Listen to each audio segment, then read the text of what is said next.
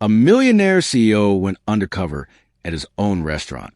But what he overheard while standing in line made him question everything he thought he knew about his business. Darnell Sanders, a name that meant something in the world of fine dining, stood outside the glass doors of Urban Harvest, his top restaurant in San Francisco. Over the last 15 years, he had built a whole food empire. But tonight, he wasn't there as the famous CEO. Wearing a plain navy hoodie, old jeans, and sneakers, he looked like any other customer. That was on purpose. Darnell wanted to see his restaurant the way anyone else would. This wasn't a random choice. Lately, Darnell had been feeling distant from the soul of his company. Fancy reports and polished presentations only told part of the story. He wondered, how did his team treat guests when no one important was watching? Were the values he talked about, respect, kindness, and excellence, really alive in the day-to-day work? The late afternoon sun streamed into the restaurant as Darnell stepped inside. The place buzzed with life.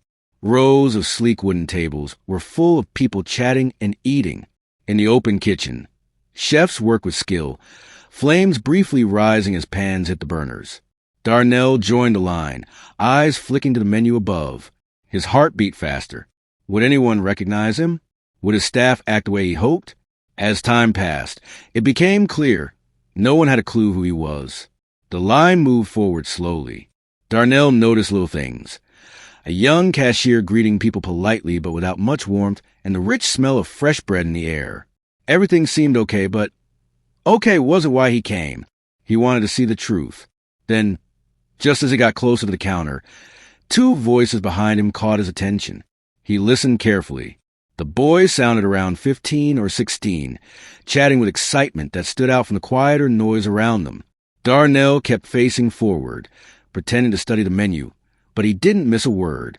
Man, can you believe we're actually eating here? My mom would freak out if she knew, one boy said, half amazed and half laughing. I know, right? The other replied. I heard my brother talk about the owner. He said this place isn't just fancy. It really helps people in the community. Yeah, dude, my cousin told me the same thing. She said the owner, Darnell something, runs a program that gives jobs to people even if they've struggled. My brother went through it. He had a rough time, couldn't hold a job, but now he's working steady hours and saving money. Crazy, huh? Hearing his name outside of a boardroom or a magazine article hit Darnell hard. It felt real and raw. He'd always dreamed his work would reach beyond just food, but hearing two teenagers talk about it made it feel more meaningful than ever. The first boy laughed nervously. Yeah, last year my family couldn't even think about coming here. But now my dad got a raise, my brother's got his job. It feels different, you know? Darnell felt a warm pride rise in his chest. Stories like these were why he worked so hard. They made the late nights and tough choices worth it. Part of him wanted to turn around, shake their hands, and thank them for reminding him why he started. But then the mood changed. You know, though, the second boy lowered his voice. My brother says the manager here isn't great. He talks down to people, makes them feel small. Like if you mess up once, you're done. My brother says a lot of the staff are scared of him. Darnell's heart sank. He didn't want to believe what he'd just heard. But something in the boy's voice felt real and honest. His hand tightened around the phone in his pocket. Thoughts racing. Could it really be true? Could everything he'd worked so hard to build be undone by one person? Before his thoughts spiraled further, the cashier called, "Next!" Darnell stepped forward, now face to face with one of his own employees for the first time that night. The cashier was a young woman with neat braids and a name tag that said Maya. She gave him a polite but slightly practiced smile. "Welcome to Urban Harvest. What can I get started for you?" she asked, her tone calm but missing warmth. "I'll have the roasted salmon bowl and a sparkling water," Darnell replied, keeping his voice casual. Then he added softly, "Thank you, Maya." For a moment, surprise flickered across her face. It was quick, like she wasn't used to customers noticing her name. That tiny reaction stayed with him longer than he expected. As he moved aside to wait for his food, Darnell's eyes swept the room again. His gaze settled on a man near the kitchen door. He looked to be in his late 40s, dressed sharply in a pressed shirt and slacks. With arms crossed, a furrowed brow, and lips pressed tight, he gave off an air of impatience.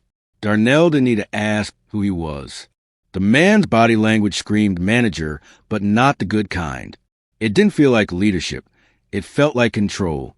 Then Darnell watched as the manager stepped closer to a young server who'd just come back from a table. "What did I tell you about refilling drinks before the table asks?" The manager snapped, loud enough that people turned to look. The server, who couldn't have been older than 20, stammered, You thought wrong." The manager cut him off sharply. "We don't waste product like that. Do it again, and we'll have a real problem." Darnell clenched his jaw. The moment was brief, but the embarrassment on the server's face was obvious.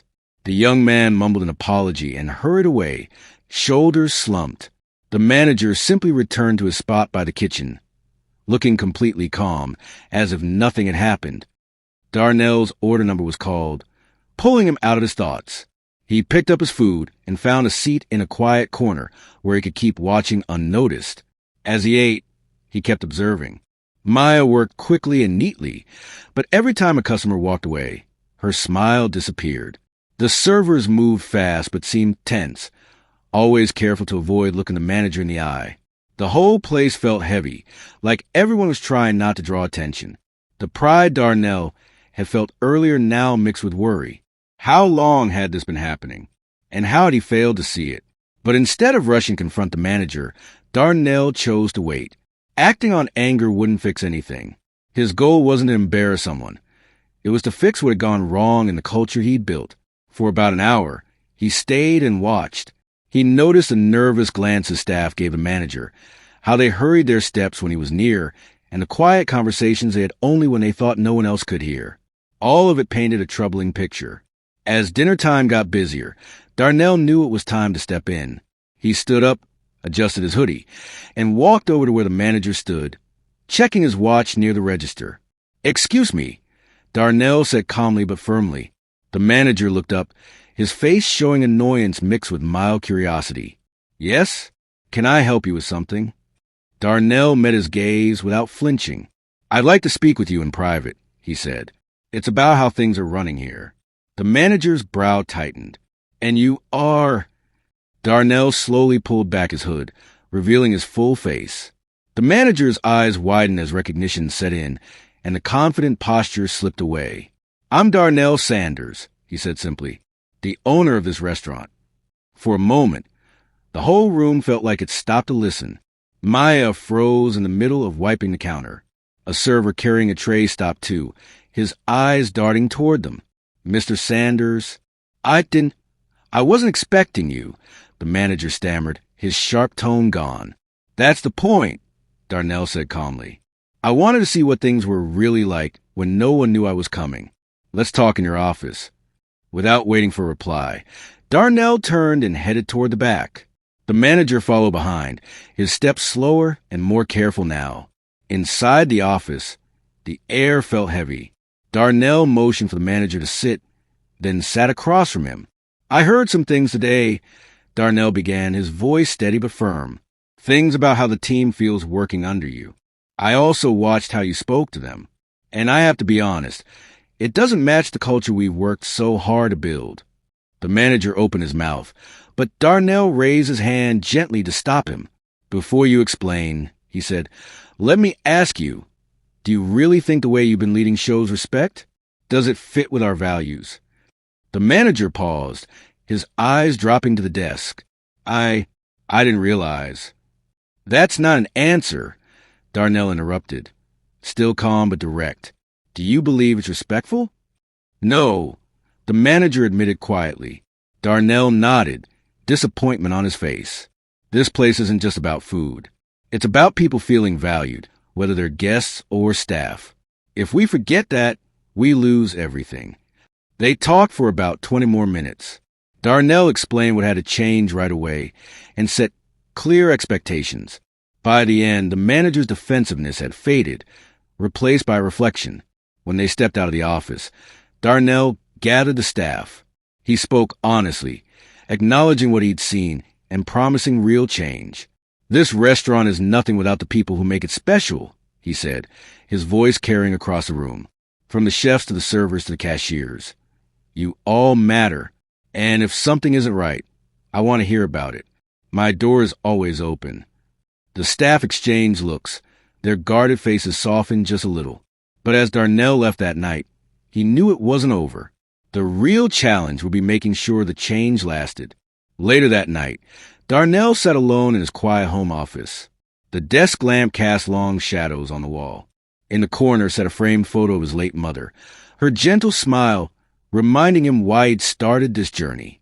She had always taught him to treat every person with respect, no matter their role. He couldn't stop thinking about what he'd seen. The brief smile from Maya, the young server's embarrassment, the nervous energy that hung over the restaurant. How had he let things drift so far from his vision? Darnell opened his laptop and began writing an email. It wasn't just for the manager he'd spoken to, but for every manager in his company. In it, he restated the company's core values and announced a new anonymous feedback system, regular employee surveys, and leadership training. Words weren't enough. Real action had to follow. After he hit send, he leaned back in his chair, staring up at the ceiling. His thoughts returned to the two boys at the restaurant. Their words had sparked something in him, a responsibility deeper than profit or growth. His restaurants weren't just about serving meals. They were about serving people, giving hope, and building community. Weeks later, Darnell returned to Urban Harvest. This time, he didn't wear a disguise. The atmosphere felt lighter. Staff smiled more easily, and the young server moved with new confidence. Even the manager seemed kinder. As Darnell neared the counter, he heard a voice call out, "Hey, Mr. Sanders." It was one of the boys from that night, now sitting with his family at a corner table. He waved, smiling wide. "Thanks for what you do," the boy said. Darnell smiled back, his heart full. "No, thank you," he replied. "You reminded me why I do this." The experience changed Darnell, not just as a CEO, but as a person. It reminded him that being a leader wasn't about being above others. It was about standing beside them. From then on, he promised himself to always lead with heart, making sure everyone felt seen, heard, and valued. In the end, real success isn't counted in money or awards. It's measured by the good you leave behind. If this story touched you, subscribe for more like it. Together, let's keep making a difference.